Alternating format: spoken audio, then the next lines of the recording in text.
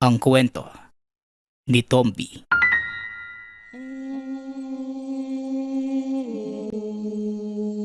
Ang kwentong ito ay hango sa totoong buhay.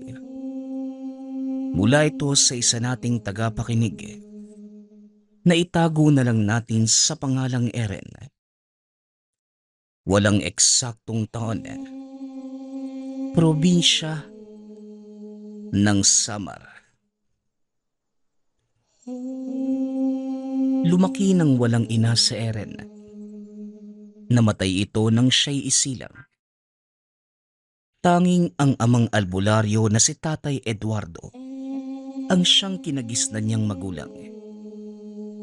Dahil sa hirap ng buhay, hindi na nakapag-aral si Eren.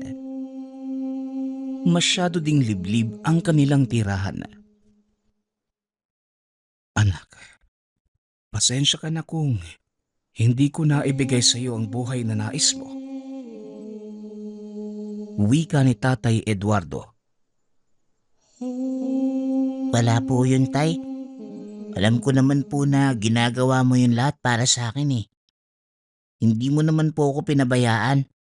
Kaya naman wala kang dapat ihingi ng tawad sa akin. Tugon ni Eren, sabay yakap sa ama. Ano man ang plano mo sa buhay, anak? Kahit hindi ka maging albularyo kagaya ko, ayos lang sa akin. Susuportahan kita sa lahat ng pangarap mo. Muling wika ng ama. Napangiti naman si Eren sa sinabi ni Tatay Eduardo. Matapos ang araw na yun ginawa ni Eren ang lahat para mas matuwa sa kanya ang ama. Ngunit ang tadhana'y tila hindi sumasang-ayon sa binata. Habang lumalaki, naging tampulan ng tukso sa kanilang baryo si Eren. Lampa at mahinang binata. Palagi itong kinukumpara ng lahat sa kanyang ama. Gayunpaman, hindi ipinapakita ni Eren sa ama ang lungkot na nararamdaman. Alam niya na mag-aalala ito sa kanya at ayaw niyang dumagdag sa iisipin ng ama dahil marami na itong problema.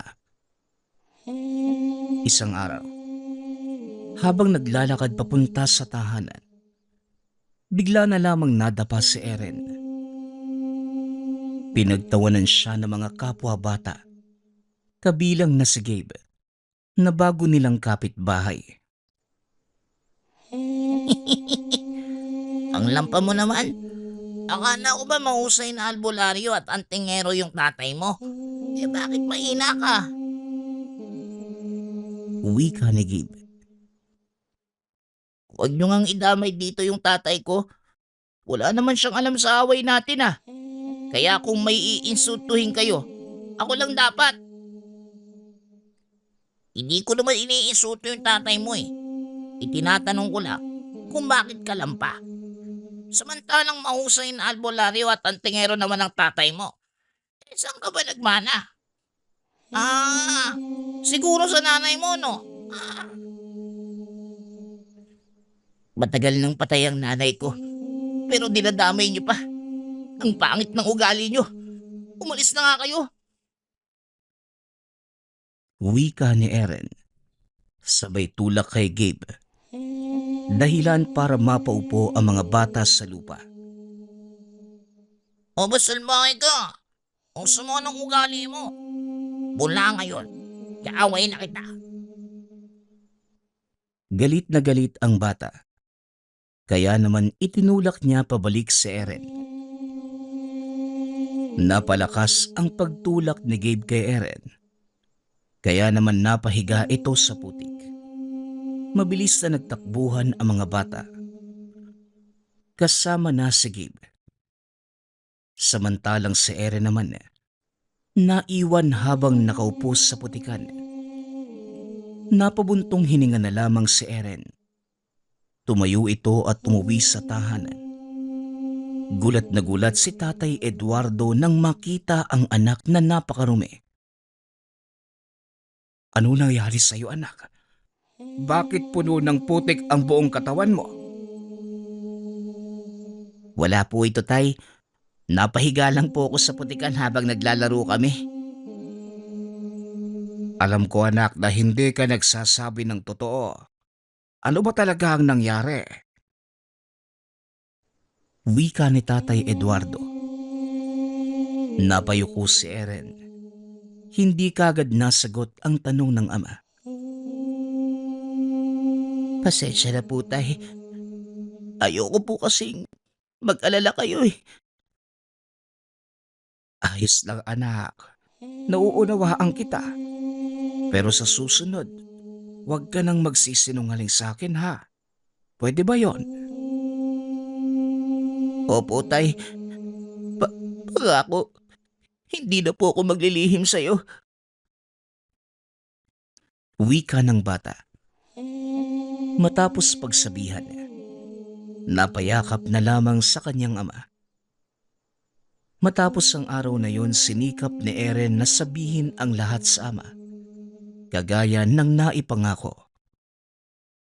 Habang nagbibinata si Eren, napalapit naman siya sa kanyang ama. Samantalang si Tatay Eduardo naman, ginawa ang lahat upang matulungan ang anak para maging malakas, ngunit kagaya ng dati, mahina at lampa pa rin si Eren.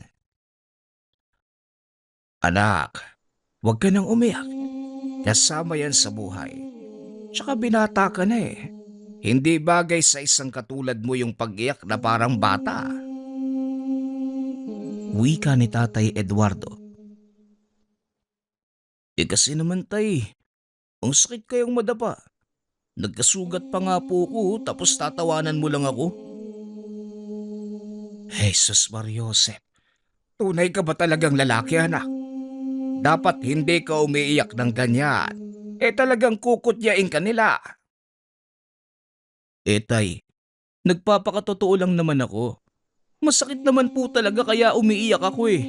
Pero lalaki po ko. Kung ganon, o sige, ipagpatuloy mo yan. Sa susunod magagawa mo rin maging malakas kagaya ko. Hindi mo naman kailangan madaliin ng lahat eh. Lalo na't may kanya-kanya tayong kakayahan. Maraming salamat po, Tay. Palagi pong pinapalakas yung loob ko. Mas pagbubutihin ko pa po yung pagsasanay. Wika ni Eren. Mula ng araw na yon, sinimula ng binata ang pagsasanay upang mas maging malakas. Tuwing umaga, 4:00 pa lamang na madaling araw, gigising na ito para mag-ehersisyo. Tumatakbo sa paligid ng tahanan, nagbubuhat ng maliliit na troso at ginagaya ang mga galaw ng ama tuwing nagsasanay ito sa pakikipaglaban. Ngunit sa kabila ng lahat ng pagsisikap, madalas pa rin itong panghinaan ng loob. Minsan kapag hindi niya magawa ng tama ang isang galaw, susuko na lamang ito at hihiga sa damuhan. Bakit ba kasi ang hina ko? Kahit anong gawin ko, hindi pa rin ako kasing galing ni tatay. Wika ni Eren. Minsang nakikita niya ang ama na nakaupo lamang at tila walang gana. Anak, hindi ka magiging malakas kung konting hirap lang eh. Sumusuko ka na. Pero tay, parang wala namang nagbabago sa akin eh.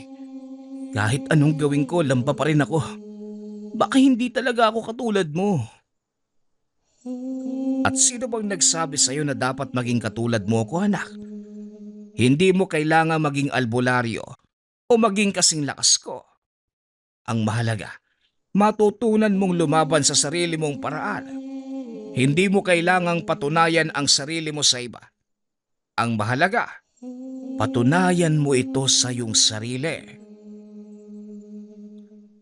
Wika ni Tatay Eduardo. Natigilan si Eren sa sinabi ng ama.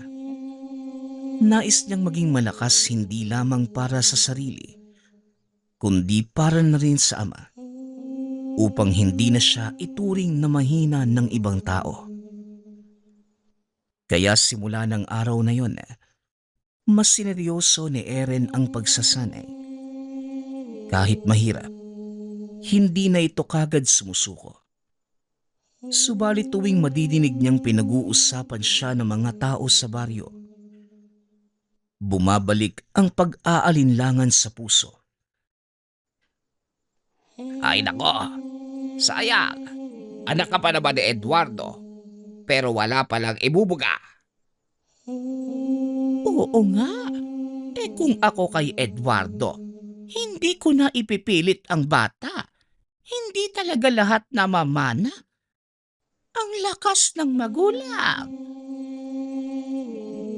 Pag-uusap ng mga kapitbahay. Nadidinig ni Eren ang lahat ng yun.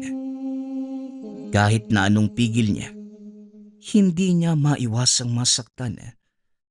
Para bang kahit anong gawin niya ay hindi pa rin sapat.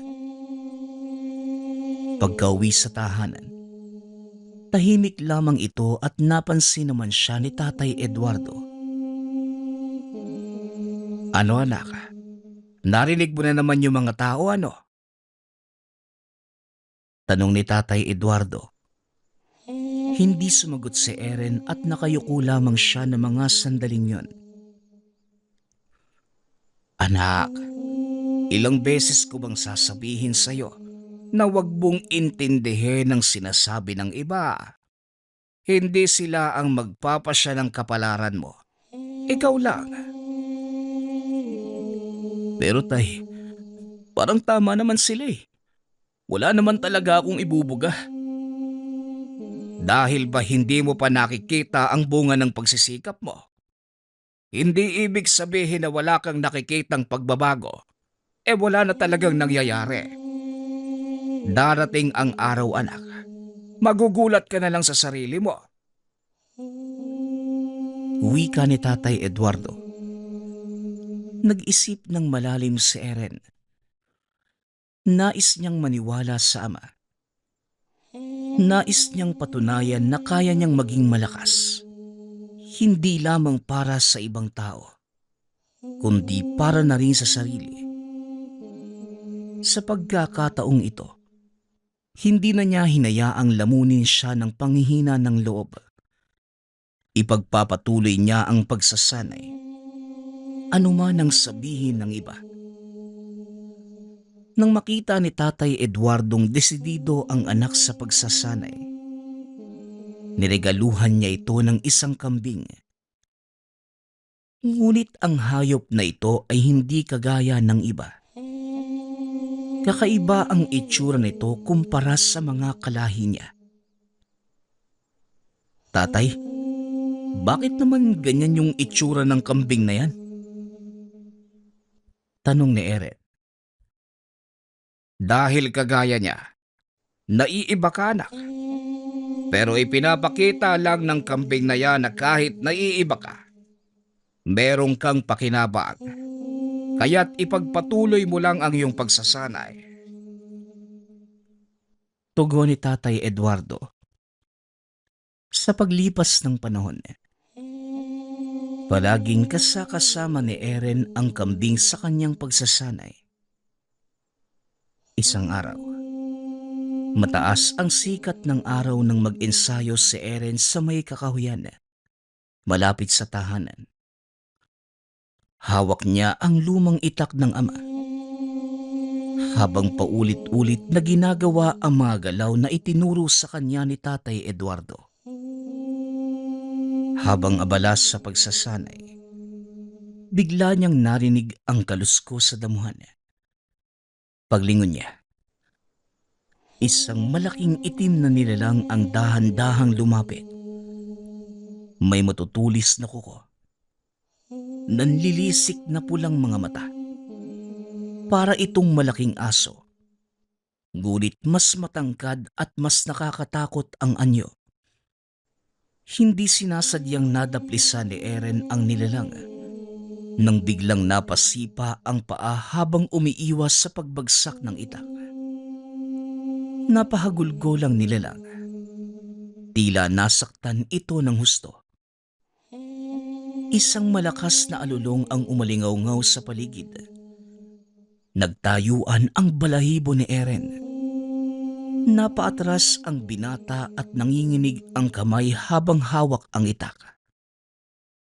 Doon niya lamang napagtanto na hindi ito ordinaryong hayop. Isa itong sigbin. Ang alagang nilalang ng mambabarang na aswang na si Reynante. Biglang sumulpot sa masukal na daan ang isang matandang lalaki. Matangkad, payat at may mahabang puting buhok. Halata sa mukha nito ang galit habang dahan-dahang lumalapit kay Eren. Walang hiya kang bata ka.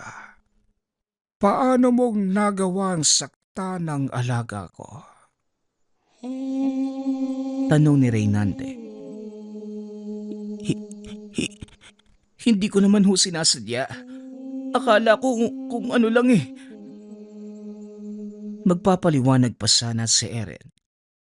Ngunit hindi siya pinansin ng matanda. Sa isang iglap, inangat ni Reynante ang isang kamay. Biglang nagdilim ang paligid ni Eren. Para bang bumigat ang hangin. At naramdaman niya na parang may pumipigil sa kanyang paggalaw. Kasunod nito, isang matinding hampas ng hangin ang dumapo sa dibdib. Napahiyaw ito sa sakit at napaluhod sa lupa. Pakiramdam niya, may matatalas na kuko na humihiwa sa balat. Kahit wala namang humahawak sa kanya. Bata ka pa para makipaglaban sa akin. Kaya mag-iingat ka sa iyong kakalabanin. Wika ni Reynante. Nanginginig sa takot at sakit si Eren. Pakiramdam niya ay hindi siya makahinga. Hindi nagtagal. Isang malalim na tinig ang pumuno sa paligid. Reynante! Anong ginagawa mo sa anak ko? Dahan-dahang lumakad si Tatay Eduardo papunta sa kanila. Nakatitig ng matalim kay Reynante.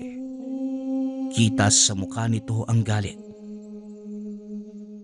Tinuturuan ko lang ng leksyon ng batang ito. Sinaktan niya ang alaga ko. Bata pa yan, Reynante. Hindi niya sinasadya. Pero ikaw, sinaktan mo ang anak ko ng walang dahilan. Hindi ako papayag na palampasin ito. Tinitigan ni Reynante si Tatay Eduardo. Isang matagal na katahimikan ang bumalot sa kanila. Kung ganon, sabihin mo kung kailan mo gustong matapos ang buhay mo. Tumango lamang si Tatay Eduardo at sinabing, Bukas, sa tabi ng ilog, doon natin tatapusin ito. tugon ni Tatay Eduardo. Ngumiti ng nakakaloko si Reynante bago lumingon sa alaga niyang sigbin. Tara na. Sa isang iglap ay nawala silang dalawa sa hangin. Habang si Eren naman, nanatiling nakaluhod sa lupa. Habang si Tatay Eduardo ay nakatayo at nakatitig sa kawalan.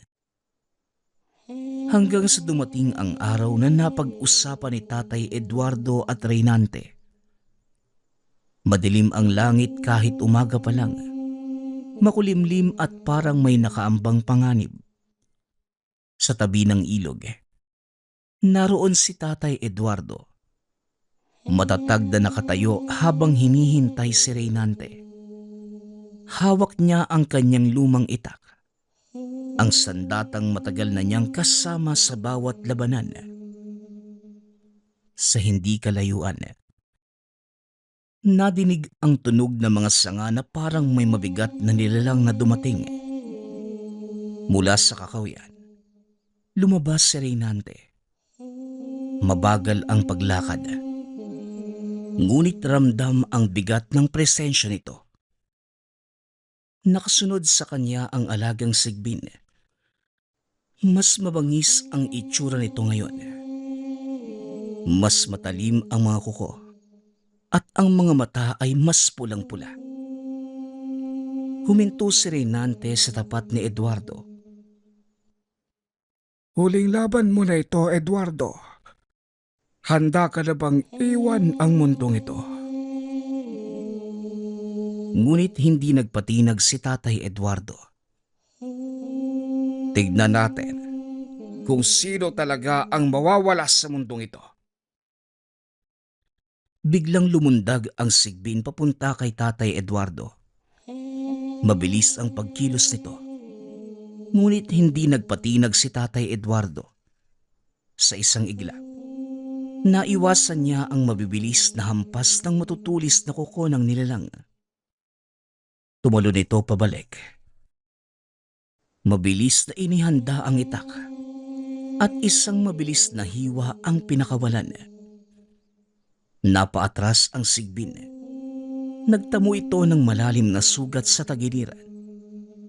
Umalulong ito ng dahil sa sakit. Ngunit hindi ito umurong. Lalo itong nagalit at muling sumugod. Bago pa ito makalapit, mabilis na kumilos ang isang anino. Si Reynante. Hawak niya ang isang lumang baston. Ngunit nang iwas-iwas niya ito, biglang lumabas ang mahabang itim na tinik na parang matutulis na sanga. Ngayon, Eduardo, tignan natin kung hanggang saan ang kakayahan mo. Mabilis na umiwas si Eduardo sa unang atake ni Reynante. Ngunit isang tinik ang humiwas sa braso. Napangiwi ito, ngunit hindi pa rin nagpatinag. Sa isang mabilis na galaw, lumundag siya papunta kay Reynante. Inatake ito gamit ang itak. Tumama ito sa balikat ni Reynante, ngunit hindi ito nagdugo. Sa halip, parang usok lamang ang lumabas sa sugat at kagad itong naghilom. Napangiti naman sa Reynante. Hindi mo ko matatalo ng ganyan lang, Eduardo. Isa kong mambabarang na aswang. Kaya malabo na gumana sa akin ang bagay na yan. Wika ni Reynante. Muli itong umatake. Pinakawalan niya ang maraming tinik mula sa baston. Mabilis na parang ulan ng mga sibat. Mabilis ding nakakaiwas si Tatay Eduardo. Ngunit isang tinik ang bumaon sa binti. Napaluhod ito saglit. Ngunit kagad ding tumayo. Alam niyang hindi siya maaaring sumuko. Sa isang igla, nagpalit ito ng taktika. Hindi na niya hinahayaang mauna sa pag-atake si Reynante. Sa halip, siya na ang palaging sumusugod. Gamit ang buong lakas, pinakawalan niya ang isang sunod-sunod na atake gamit ang patalim. Mabilis at walang alinlangan. Nadaplisan si Reynante sa dibdib. Sa pagkakataong yun, hindi kagad naghilom ang sugat. Napaatras ito at nagulat. Magaling. Mukhang may natitira ka pang alas, Eduardo. Ngunit hindi pa tapos ang labanan. Habang abala si Eduardo kay Reynante, biglang lumundag ang sigbin mula sa likuran at hinabol siya. Huli na nang maramdaman niya ito. Sa isang iglap, lumipad ito sa ere matapos siyang tamaan ng isang matinding hampas mula sa nilalang. Bumagsak ito sa lupa. Duguan at halos hindi na makatayo. Tapos na ang laban mo, Eduardo. Lumapit si Reynante. Itinapat ang baston sa kanya. Mula rito, lumabas ang maitim na usok na unti-unting bumalot kay Eduardo. Nahirapan itong huminga. Pakiramdam niya'y hinihigop ang kanyang kaluluwa. Sa huling pagkakataon, tinignan niya ang langit. Eren. Sa huling sandali nito, sa kanyang isipan, nakita niya ang mukha ng anak. Ang pangarap na magkaroon ng ibang buhay ito. Isang buhay na hindi katulad ng sa kanya. Napangiti na lamang si Tatay Eduardo. At sa kanyang huling lakas, binulong niya ang isang dasal. Isang mahiwagang orasyon na hindi kayang sirain ng kahit anong barang. Nagliwanag saglit ang katawan ni Tatay Eduardo bago ito tuluyang nanlamig. Hanggang sa tuluyang bumagsak ang kamay sa lupa. Tapos na ang labanan. Si Reynante, nakangiti ng nakakaloko habang nakatitig sa bangkay ni Tatay Eduardo. Sa pagkakataong yun, gamit ang orasyon, si Tatay Eduardo na mismo ang sumuko sa kanyang buhay. Ramdam niya na tapos na ang kanyang misyon. Tahimik ang buong paligid. Tanging kaluskos na mga yapak ang madidinig habang naglalakad si Eren sa makitid na daan papunta sa ilog. Malalim ang iniisip. Hindi niya alam kung bakit parang may bumabagabag sa kanya. Hanggang sa isang malamig na hangin ang biglang humaplos sa balat. Kakaiba sa karaniwang simoy sa gabi. Para itong niyakap ng isang hindi nakikitang nilalang. Napahinto ito. Biglang bumilis ang tibok ng puso. Hindi niya maipaliwanag ngunit may nararamdaman itong hindi maganda. Parang may kung anong mabigat sa dibdib. Napapikit ito. At bago pa namalayan, may isang patak ng luha na dumadaloy mula sa kanyang mata.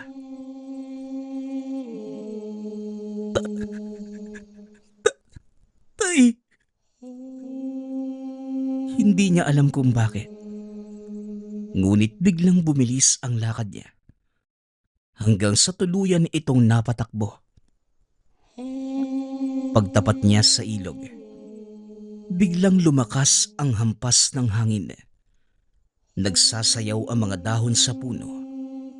Tila may gustong iparating ang kalikasan sa kanya.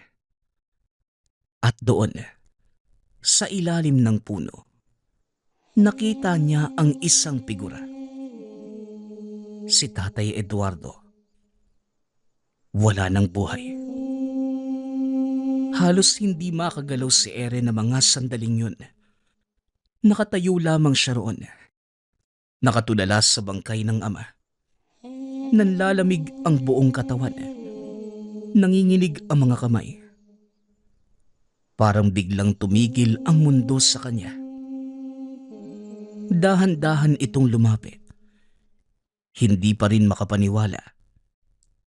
Inabot niya ang kamay ng ama. Umaasang may init pa itong natitira. Umaasang buhay pa ang ama. Ngunit malamig na ito. Napahagulgol si Eren. Tay, bakit? Wala na roon si Reynante. Ang iniwan lamang ay ang malamig na bangkay ni Tatay Eduardo. Ang kanyang ama. Ang tanging natirang kapamilya. Sa gitna ng pagdadalamhati, may napansin ito sa isang tabi. Ang kambing na regalo sa kanya ng ama noong kaarawan. Lumapit ito kay Eren. Inilapit ang ulo sa kanya. Tila alam din ang nangyari. Hinaplos ito ni Eren. At dito tuluyang bumagsak ang mga luha. Tatay, pangako, ipaghihiganti kita. Ngunit sa kabila ng kanyang galit, hindi niya alam kung paano magsisimula. Wala itong kakayahang katulad sa ama. Wala itong anting-anting.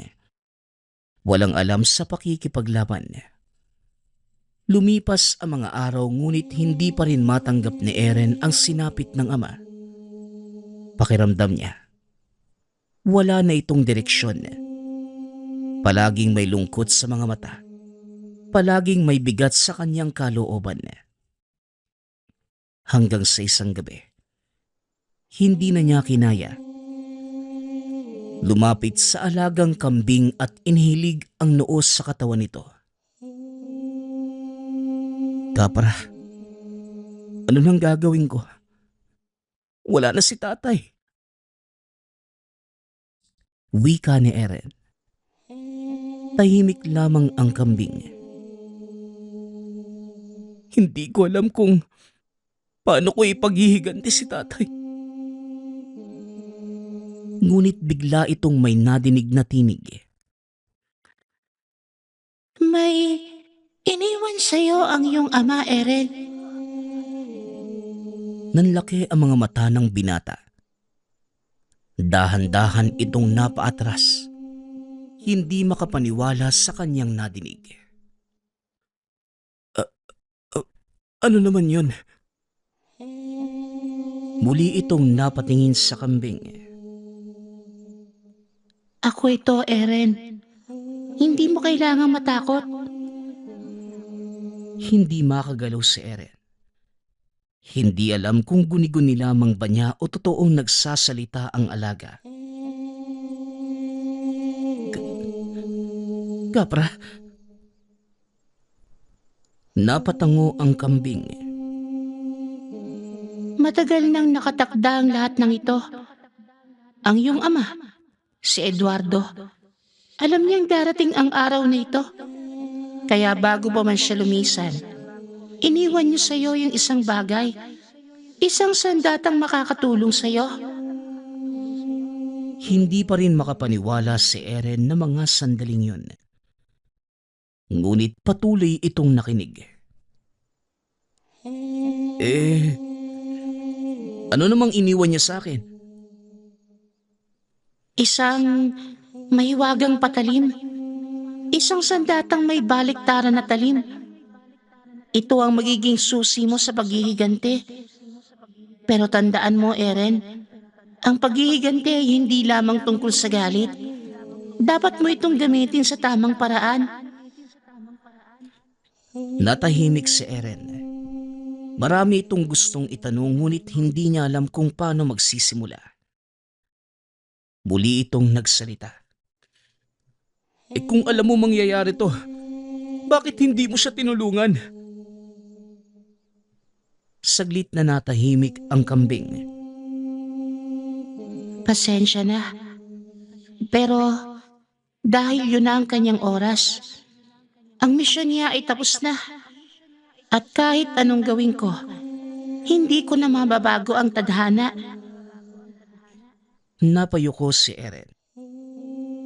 Pero ikaw, Eren, ikaw pa lang ang nagsisimula. Marami ka pang dapat matutunan. Marami ka pang dapat gawin. Dahan-dahang lumakas ang loob ni Eren. Alam niyang hindi pa rito nagtatapos ang lahat. At sa unang pagkakataon mula nang mamatay ang ama, nagkaroon ito ng bagong layunin. Mula ng gabing yun, nagsimula ang bagong yugto sa buhay ni Eren. Araw-araw walang patid ang pagsasanay gamit ang mahiwagang itak na iniwan ng ama. Sa una, nahirapan ito. Mabigat ang sandata sa kamay. At madalas hindi natatamaan ang target. Kailangan ko magsanay. Hindi ako pwedeng sumuko. Minsan ay dumudugo na ang kamay ng binata dahil sa talas ng patalim. Ngunit hindi niya ito iniinda. Paulit-ulit ang bawat galaw, bawat saksak, bawat iwas hanggang sa kusang gumagalaw na ang katawan nang hindi na nag-iisip. Hanggang sa lumipas pa ang mga araw, linggo at buwan, unti-unti nang nagbago si Eren. Lumakas ang pangangatawan, tumalas ang pakiramdam, at higit sa lahat, natutunan niyang unawain ang sandata. Isang gabi habang nagpapahinga, sa ilalim ng puno ay nagsalita si Kapra. Eren, handa ka na. Napatingin si Eren sa alagang kambing. Sigurado ka ba, Kapra? Oo, Eren. Panahon na para tapusin mo ang laban ng iyong ama. Sa madilim na kagubatan, dahan-dahang gumalaw si Eren. Kasunod niya si Kapra, tahimik na nagmamasid sa paligid. Sa tuktok ng bundok, natanaw nila ang isang lumang bahay na yari sa bato at kahoy. May mga sulos sa paligid at sa harapan ng tahanan, may dalawang nilalang na hindi na mukhang tao. Ang kanilang balat ay kulay abo. Ang mga mata ay pulang-pula. Alam ng binata na mga alagad ito ni Reynante. Napalunok si Eren. Ito na. Mabilis itong kumilos. Sa isang iglap, lumundag siya mula sa itaas ng puno at sinaksak ang unang nilalang sa leeg. Wala itong nagawa kundi umatungal bago bumagsak sa lupa. Napalingon ang isa pang bantay at napasigaw. Ngunit mabilis si Eren. Isang iwas sa gilid. Isang mabilis na saksak sa tiyan. At bumagsak ang pangalawang nilalang. Walang sinayang na oras ang binata. Tumakbo ito papasok sa tahanan. Sa loob, amoy usok at dugo ang hangin. Aba, bata. Matagal na kitang hinihinta. Mula sa dilim, lumabas si Reynante. Matanda na ito, ngunit matikas pa rin ang pangangatawan. Ang kanyang mga mata ay sing-itim ng gabi. At sa tabi niya ay nakatayo ang isang nilalang. Isang dambuhalang sigbin. May mahabang pangil at matutulis na kuko. Dapat noon pa kita tinapos. Katulad ng ginawa ko sa iyong ama. Biglang sumikip ang dibdib ni Eren. Hayop ka! Napasigaw ito sa galit. Sabay sugod kay Reynante. Ngunit mabilis ang matanda. Sa isang kumpas ng kamay, bumangon ang isa pang nilalang mula sa sahig. Isang aswang. Sinunggaban nito si Eren. Ngunit bago pa ito makalapit ay biglang sumingit si Kapra. Ako nang bahala rito. Tumalon si Kapra. Tinamaan ng malakas na sipa ang aswang. Sa lakas ng pagtama, tumilapon ito sa kabilang dingding. Samantala, si Eren at Reynante naman nagpalitan ng mabilis na pag-atake. Bawat galaw ni Reynante ay mabilis, parang anino. Bawat iwas ni Eren ay nagiging mas madali dahil sa kanyang pagsasanay. Hindi ka mananalo sa akin, bata. Sumigaw pa si Reynante, sabay hagis ng pulang alikabok sa mukha ni Eren. Napatras ang binata. Nanlabo ang paningin. Sa isang iglap ay nasa harapan na niya si Reynante. May hawak na matalim na itak. Mabilis at matalas. Ngunit sa huling sandali, naramdaman ni Eren ang sandata sa kamay. Para bang gumalaw ito ng kusa. Sa isang iglap, lumundag ang binata at iniiwas ang sarili. Pagkatapos, sa isang mabilis na paggalaw, itinulak niya ang kaniyang sandata para isang malakas na sigaw ang pumuno sa paligid. Nakita ni Eren ang patalim. Nakatarak sa dibdib ni Reynante. Nanlaki ang mga mata ng matanda. Hindi ito makapaniwala. Hindi ito maaari. Hindi maaaring ganito. Naghihingalo ito bago tuluyang bumagsak sa lupa. Nanginig si Eren. Nakatingin sa katawan ni Reynante. Hindi siya makapaniwala. Tapos na. Sa wakas, napatay ko na si Reynante. Wika ni Eren. Habang yung alaga nitong sigbin, kagad tumakbo palayo. Wala nang pinuno na mag-uutos sa kanya. Tahimik na lumapit si Kapra kay Eren. Sa wakas, natapos mo na ang sinimulan ng iyong ama. Wika ni Kapra. Dahan-dahang tumango si Eren at sinabing, "Oo, tapos na." Matapos masiguradong patay na si Reynante, tumayo si Eren habang hawak ang patalim. Malakas itong sumigaw sa kawalan. "Ako si Eren, anak ni Eduardo, at kailanman wala nang makakapagtangka na sakupin ang aming baryo." Ito ang naging panata ng binata. Mula noon, kinilala si Eren bilang kahalili ng ama. Naging bayani ito sa kanyang baryo.